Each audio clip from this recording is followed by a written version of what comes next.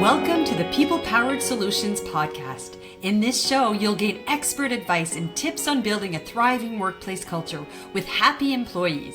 I'm your host, Lorianne Duguay, and I'm thrilled to be spending this time with you today. Hello and welcome to another episode of the People Powered podcast. We are continuing our Culture's Secret Sauce series, that series where we're out there researching, finding companies who, when it comes to creating a highly engaging work environment, they have clearly understood the assignment. Today, we welcome Kris Jones, Head of Product at ZAVA. Welcome, Kris. Thank you for having me. It's great to be here.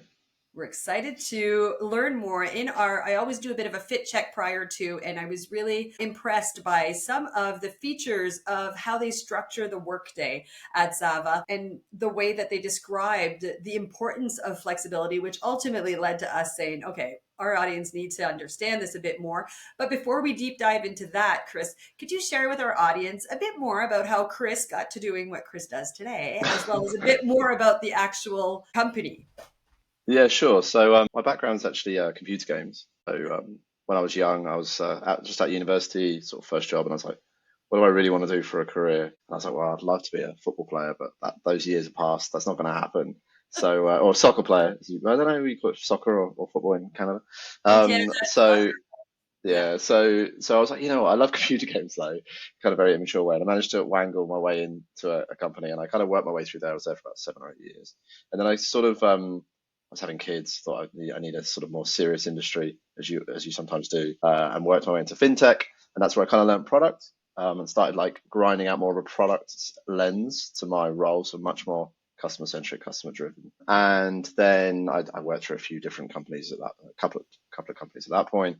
Found my way at Amazon eventually. That was kind of like my sort of zenith dream job, to work at a company that was so sort of forward thinking, customer centric, tech centric. Probably had more challenges than I realized maybe it would, both as a company. When we talk about culture and it was probably a little bit harsher than I was used to, That you'd expected. so that I expected. Yeah, I think I always say I learned more in that year than probably any other year in my career, like the way they do things, and it's really amazing.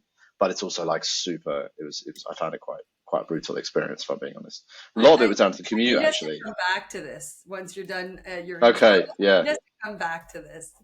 But it was part of it was the commute, actually, which is ironic considering what we're talking about today. Like, so it was very much 5 days a week in the office.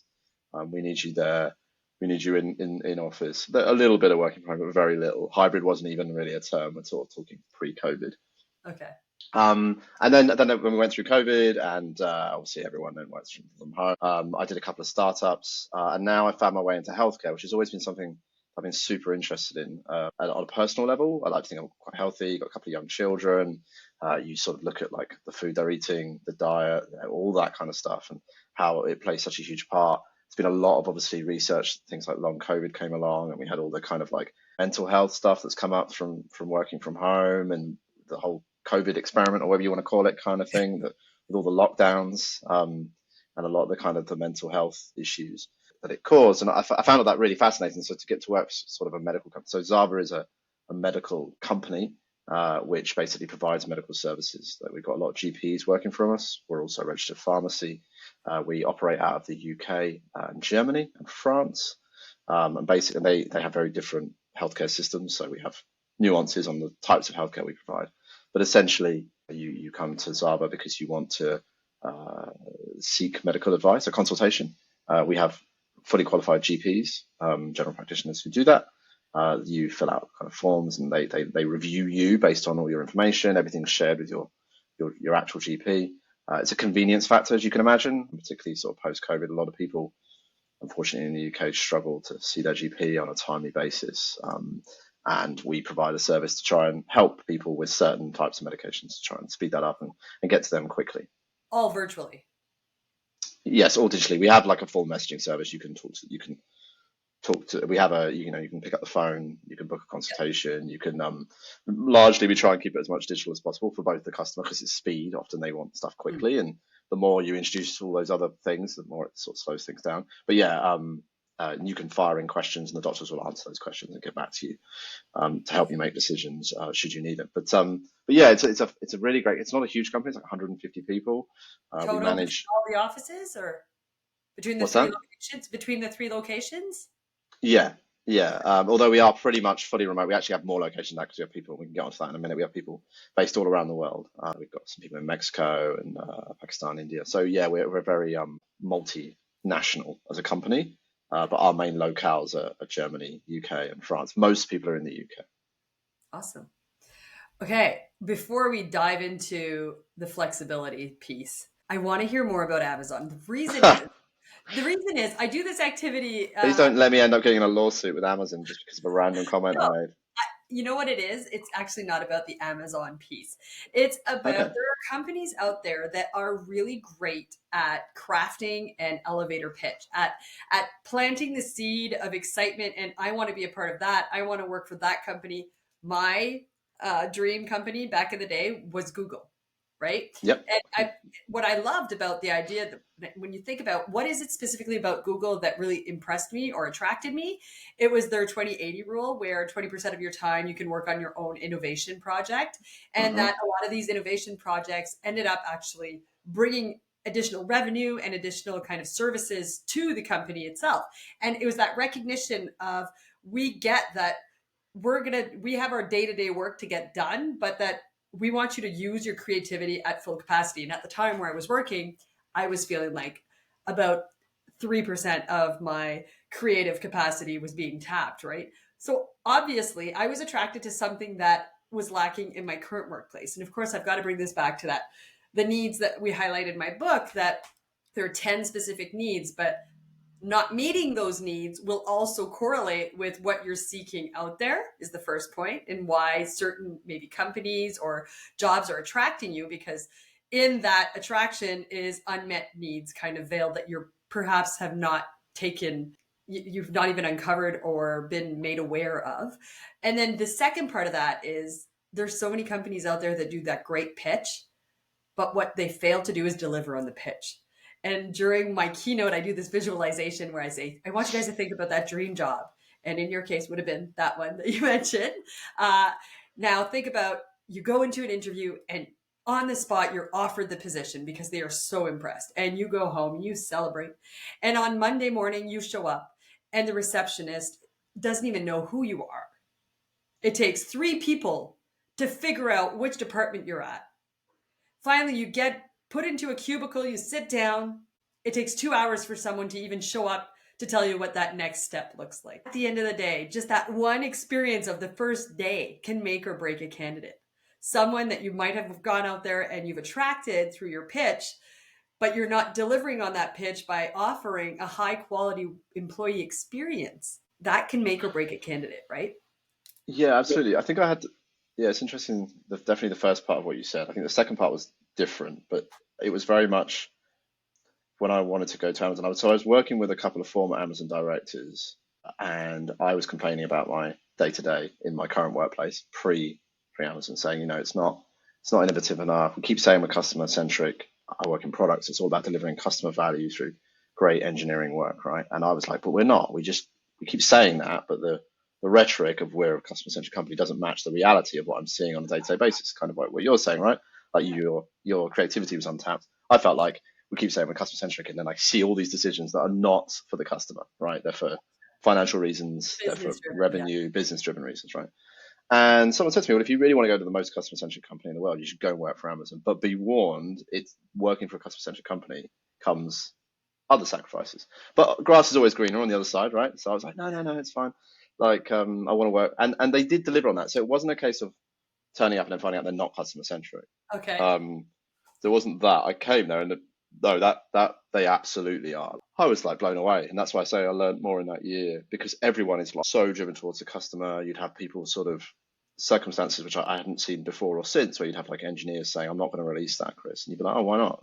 I didn't know that was even within your gamut kind of thing to say no Yeah. kind of thing. And it'd be like, no, it's a terrible outcome for the customer. Why would you do that? Right. Like, because I was so used into the mind frame of just get stuff out. Like, it doesn't matter. I'm okay. It's 6 out of 10. Fine. They're like, no, if it's not 7 or 8 out of 10, we're not releasing it. It's not the right thing to do for the customer. Think big, think long. What I probably didn't pick up on, although a couple of people did warn me, is they have it now, but at the time they had their leadership principles. There was nothing about people. And famously, I think he was asked, Jeff Bezos was asked, why don't we care more about people? And he was like, we're a customer-centric company, not a people-centric company, right? Gotcha. Now they do have extra values now. I think they've added one or two on that are about people. So they've obviously recognised that. This is after I was only there for 18 months or so.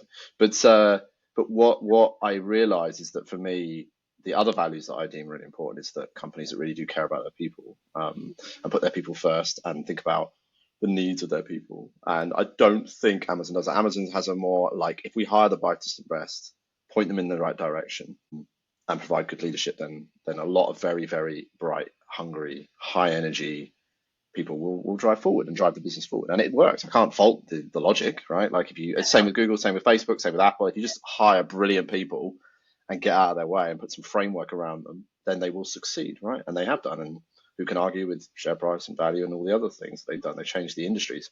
All the big FANG companies have. But I kind of wish I joined when I was 26. Right, I'd say it's a bit more. I remember when I joined, someone said to me, "Haven't you got kids?" And I was like, "Yeah." And they were like, phew.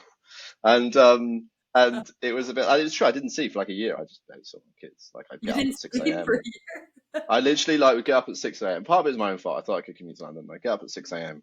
I get home at 8 p.m. After about a year, my wife's like, "You look grey. You just look ill. Like you look permanently ill." And then that comes, and then COVID happened, which meant everyone suddenly worked from home.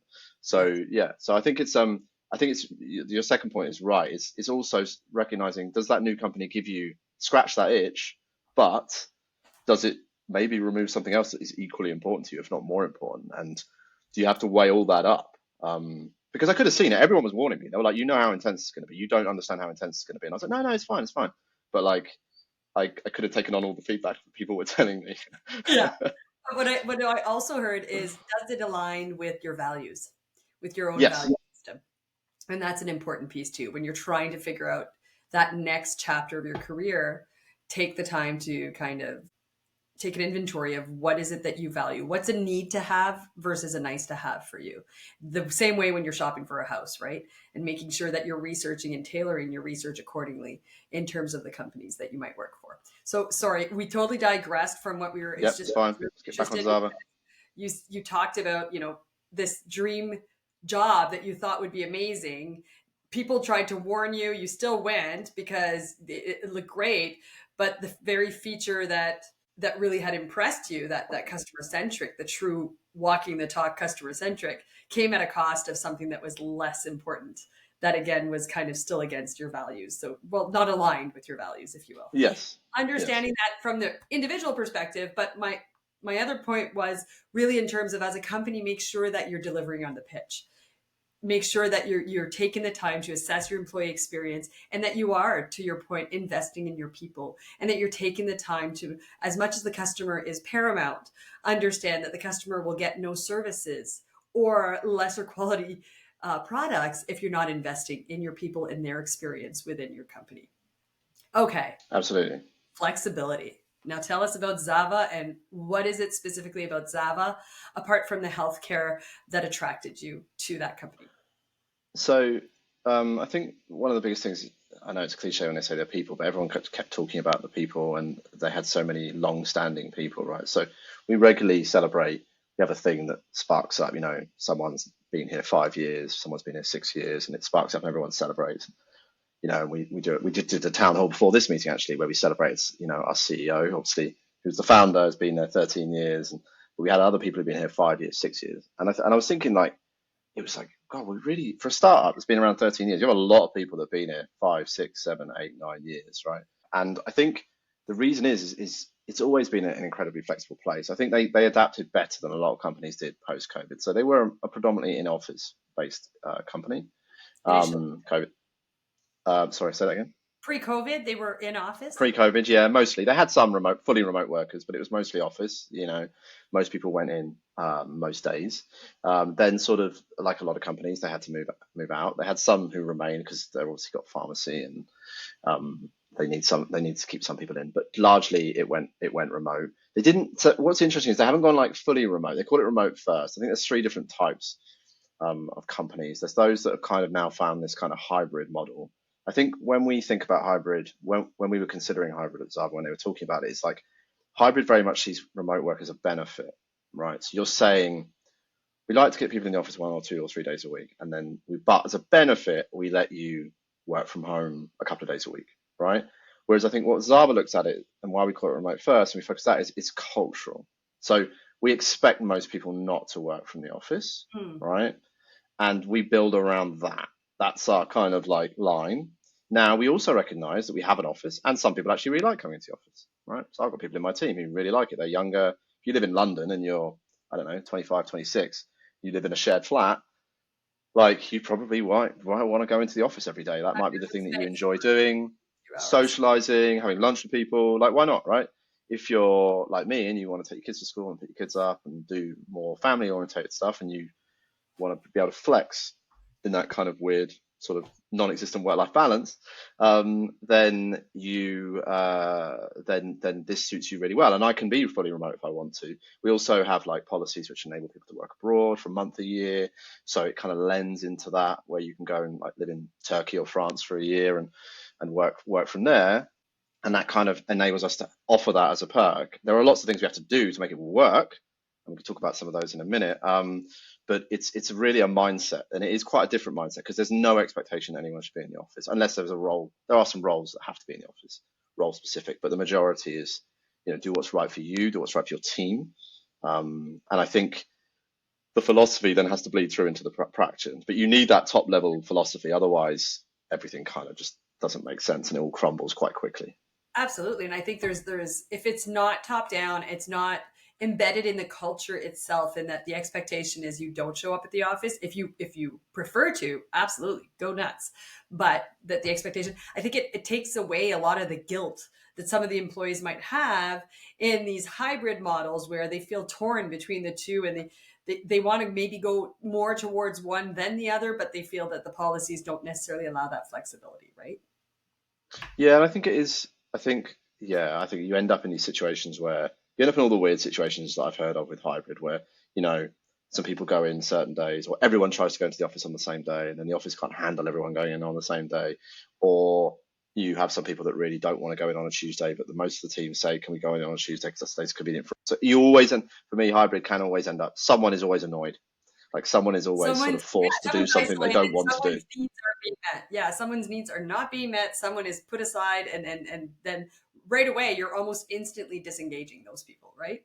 Yeah, and it might, but it could be a sizable chunk of your audience, right, as well, of your company. It could be 10, 20%, and that's 1 in 5 people, right? And it also it biases towards certain genders and certain groups if you force people to come to the office. It's just a fact of the matter. It's often worse for women because they're often primary caregivers, more likely to be a carer of elderly relatives, etc. So you are effectively saying, we are in sort of almost intentionally biasing against something. So it's great that ZAVA doesn't do that, and I think the way we start to build our policies, and we're always learning. I think that's another key thing. Like we don't get it right all the time. Like we do make mistakes. We do try out things, and everyone's like, I'm not sure that's really working for me. And you have to sort of go through. Do you have an example for our audience, just of something you've tried that didn't quite work, or kind of fell flat, or didn't have the outcome that you expected?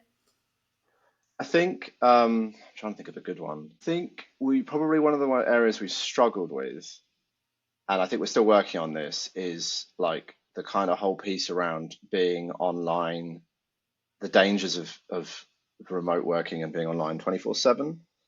So I think because we use Slack a lot, other communication devices are available, but we probably moved away from email mostly, right? So we're not really. I mean, email is kind of like the official channel when you need to send something official, but you have to point people towards their emails. Like you need to go and read your emails because I sent you that in an email, right? So the danger is that once you've got it on a device, if you stick it on your phone and it's like the messaging app, it's very easy to just always be online, right? And I think you see a thing with email where like bosses back in the day, they put on the bottom of the email, like I'm sending this out of hours, but you don't have to respond now.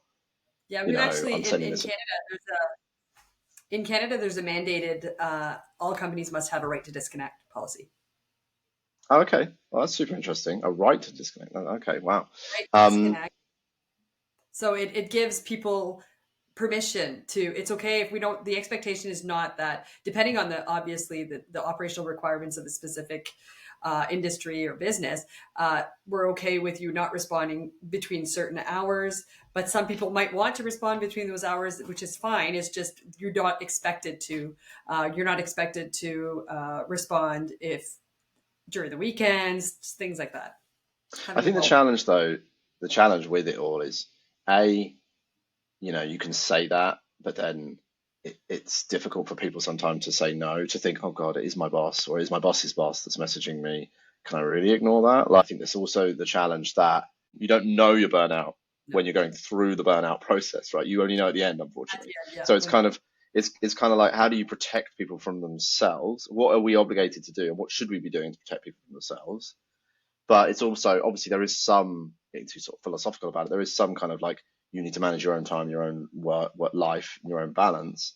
But it's also, let's not make that harder for people, right? And there's some stuff you can do. Even in Slack now, you can write the message, and then you can click don't send till 9 a.m. on a Monday morning, right? Like, I've got this idea in my head, I want to get it out, but schedule it so that, one of my poor team isn't reading it. It's going, oh God, if I got a response this Sunday afternoon. Outlook actually tells me now, this is outside normal business hours. It warns you. Business hours. It warns me, would you like to send anyways? And it makes me think, oh yeah, that's right. I should probably just schedule it instead.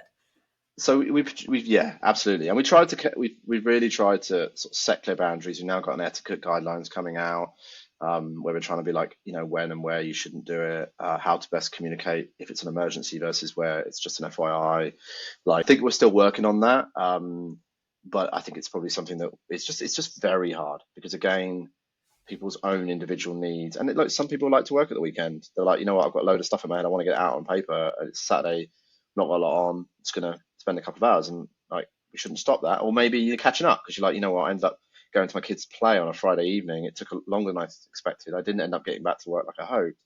So now I need to catch up, right? So it's about getting that balance, and we try to provide that, but I think it's always super tricky. It comes back to that work-life balance debate we were having before the call, which is like, is it even achievable, and should we even be trying to achieve it? Should we just acknowledge it doesn't? It's a myth, and sometimes it'll be a bit more work, and sometimes it'll be a bit more life. And as long as it doesn't tip too long towards work, then it's okay.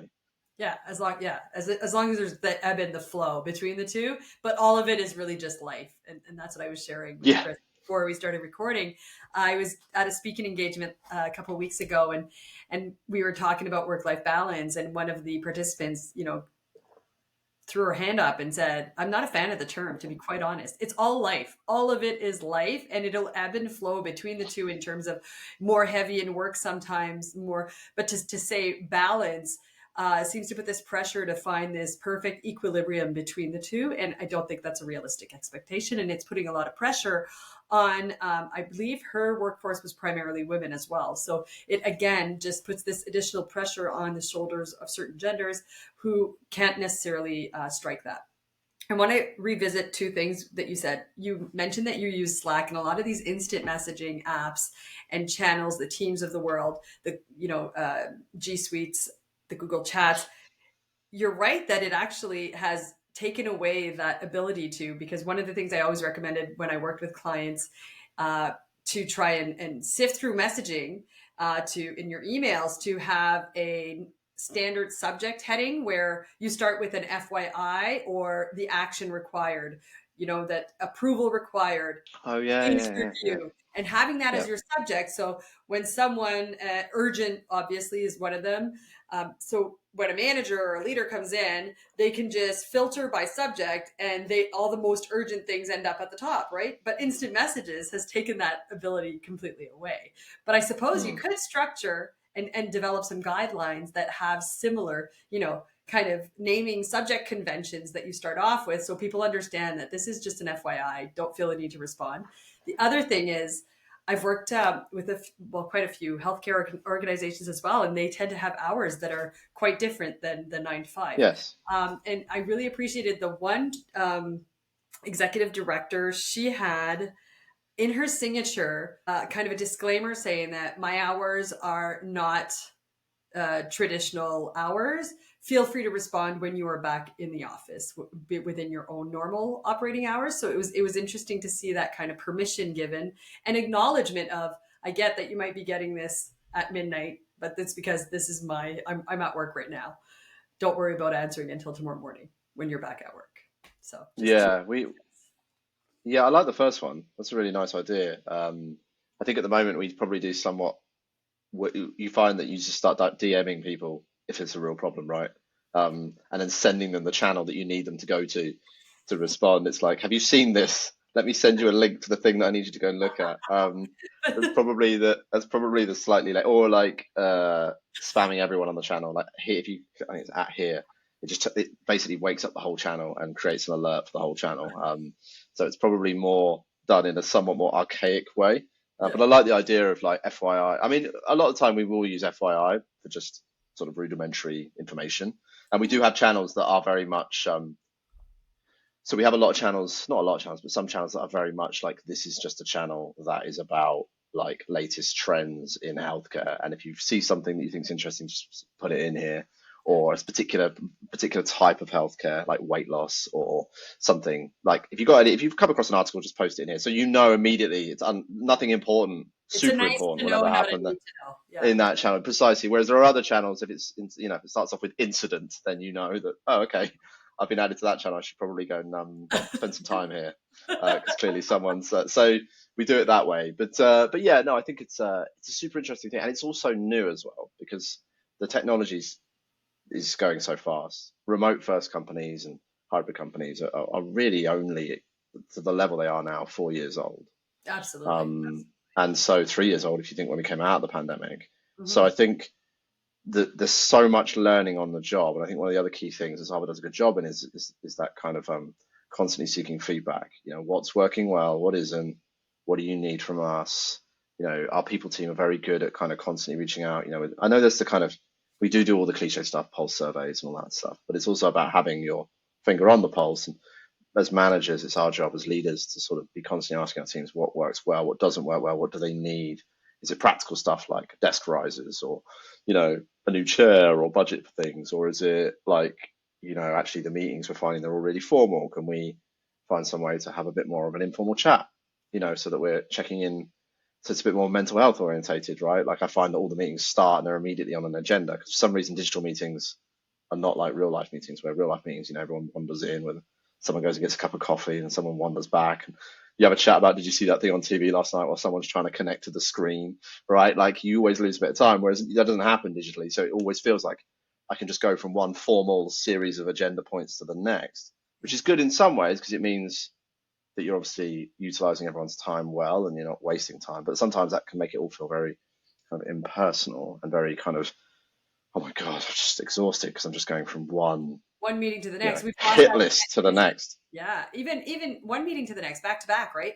We used to have that transition Yeah. while you had to walk from one boardroom to the next boardroom or from one building to the next building. That was kind of your crystallization time of what just happened and kind of, okay, mindset for what's to come. Now it's literally a 2-click thing. Sorry, I'm late, da, da, da, and then you're right back into it. So I like that recommendation to sometimes recognize the value of having a bit of an informal time at the It's beginning. almost like then I know the pressure's off. I know the first 5 minutes of a meeting is going to be the bit where everyone tells a few jokes or talks about what they're doing at home or something like that. It means I don't need to be there exactly at that minute. I can be 2 minutes late because I want to go and get a cup of tea or something to that effect, or say hello to the family or something. So I think it just takes that pressure off and it just starts to build a bit more of that fluidity between the two. And yeah, I read a good thing the other day. Someone said before you start a meeting, look down, just look at your feet or something, and just ground yourself for just 10 seconds and just think about your role in the next meeting. That was what it was. It was we have different roles to play in different meetings. And to your point, a minute ago, it used to be as you were walking to the next building, probably hurriedly, because you're like, oh my God, I forgot the next meeting was in the other building half a mile away. And but you would be thinking, what am I doing in this next meeting? Okay, I'm just a consultant in the next meeting. They're just going to give me some information. I need to digest that information. I need to leave, or am I leading it? Right, I'm leading it, which means I'm going to be doing most of the talking. I'm looking for feedback from people, or maybe I'm almost like an FYI. And like I think you used to get yourself in the headspace of what you needed to do in that meeting. Whereas now I think the danger is because they can go so quick. You can be leading a meeting and then suddenly you land in a meeting where you're like, what's my role here? What am I supposed to be doing? And you can end up doing the wrong thing almost because you come into the next meeting thinking you're still the leader and you're like, oh no, I'm not, am I? Or Uh-huh. vice versa. I'm just a 100%. consultant in this meeting. They just need me to listen. And I think you don't get that break. So yeah, the more we can try and do to sort of help with that, I think the better it is for everyone. And even from a mindset perspective, you might be bringing in remnants of the old meeting into this new meeting. So taking the time, that's why I kind of liked your grounding. It's like sending whatever you've taken away from that last meeting, just kind of grounding yourself to not carry it into this next meeting, especially if it was more toxic or negative or whatever the case may I be. don't have that at ZAVA, but I've definitely had that other places. Yeah. You don't want to be like projecting on the next person. But okay, that's really great information. The other thing I also heard from you is the importance of understanding the needs of your team and taking the time to map out their needs, because not everybody is going to want to work in the same way. So as a leader, if you want to have the high performing team, you need to take time to map out what their individual needs and preferences are, and then try it to the most of your ability, obviously in operational capacity, to adapt their working environment to those needs and preferences. Um, are there other best practices that you feel are paramount when it comes to a remote first workplace? I think um, I think so. The setting clear boundaries was what I just talked about Yeah. was obviously super important, and being really clear on people's being kind of like you need trust. Trust is super important, and you need to do things that build that trust, both for you as the employer, but for them as the employee, right? Like they need to know, and this comes through clear communication. This comes from both sides letting each other know that if they go for a doctor's appointment in the middle of the day because that's the only time they can get a doctor's appointment. That's fine, right? Like it's I want to sweat that. Like it comes back to that figuring out your life and figuring out work, and making sure that we offer the right environment and the managers lead by example by not questioning that, by sort of allowing that flexibility to happen.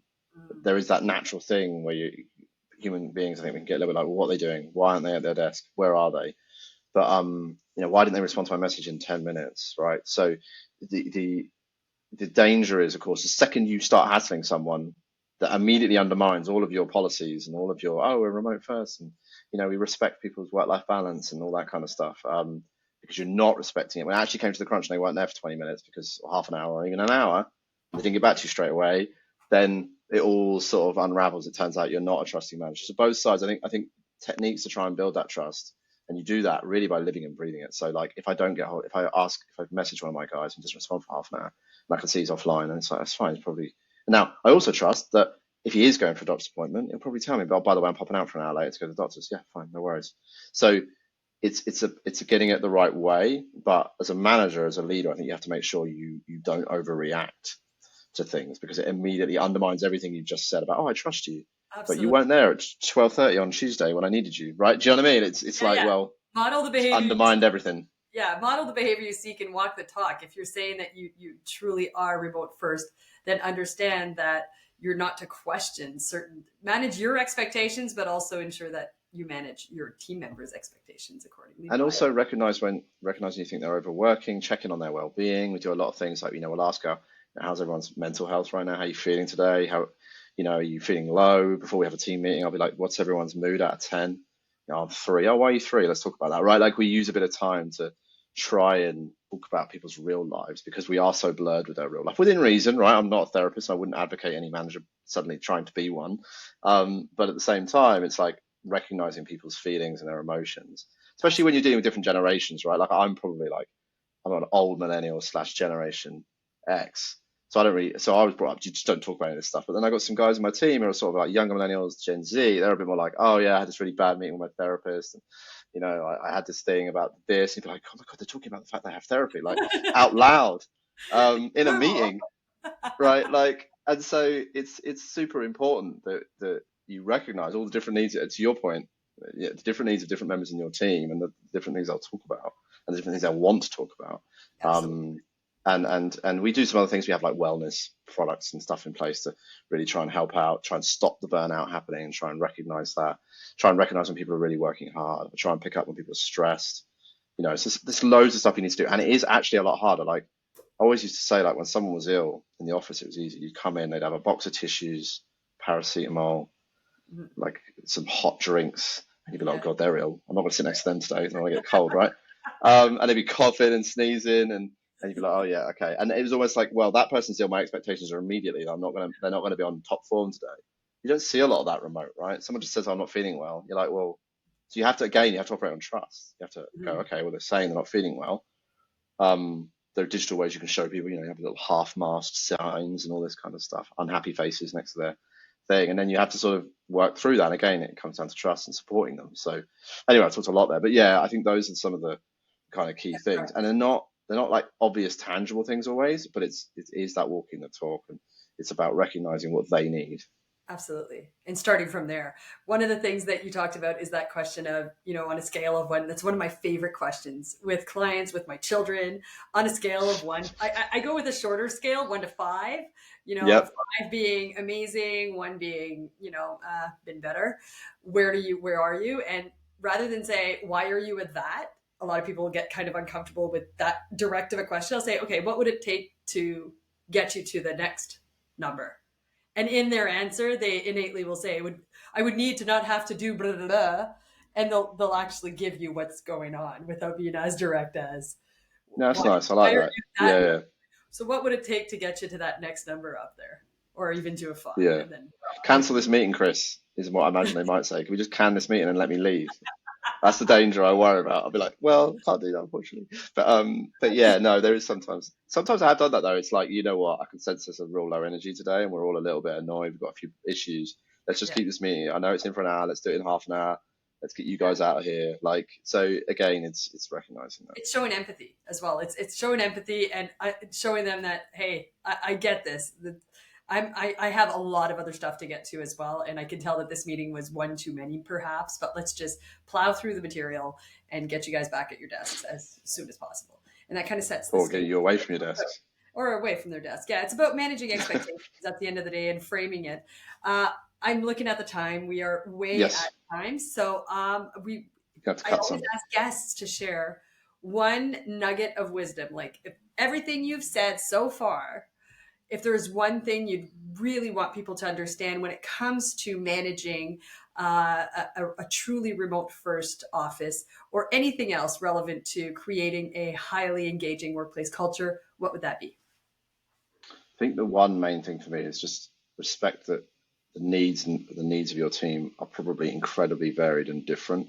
Even in a small team, we've got 130, like I said, 130, 140 people.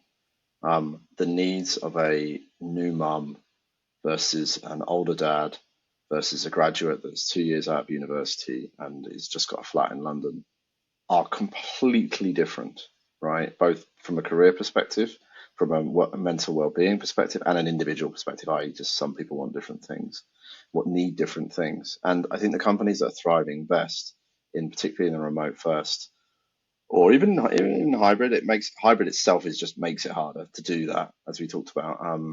But I think the ones that do it best recognize that those needs are so different and almost create policies around the differences and how we help cater for those differences and respect those differences. And we don't lean one way or the other. We don't go, oh, well, we're just going to have to, 20% of people are going to have to suck it up because this isn't for them. So I think that would probably be where I think ZAVA achieves it best, and where I think, yeah, it's probably the biggest thing that I've learned in the last kind of year or two.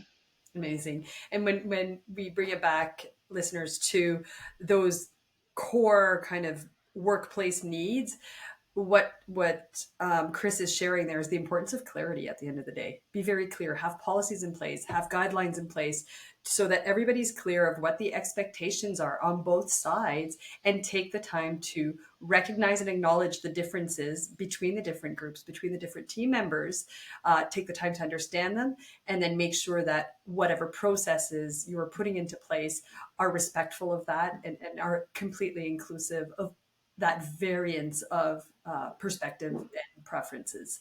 Thank you, thank you, thank you. This was an amazing conversation, which I had no doubt based on our fit check. And so thank you for It's been sharing lovely to meet you too again. a lot more of that with our audience.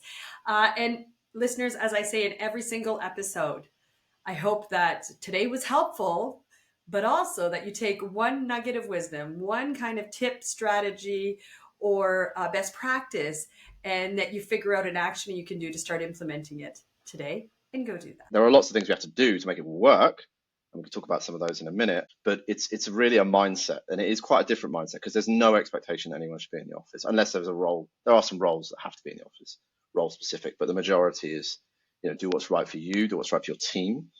And I think the philosophy then has to bleed through into the practice, but you need that top level philosophy, otherwise everything kind of just doesn't make sense and it all crumbles quite quickly. Well, folks, thanks for joining us for yet another enriching conversation. To hear more about today's guest, make sure to check out the links in the description of this episode. Want to continue the conversation? Then head on over to our social media platforms, all of which are also linked in the description, to keep it going. Finally, don't forget to subscribe to make sure you don't miss another valuable episode.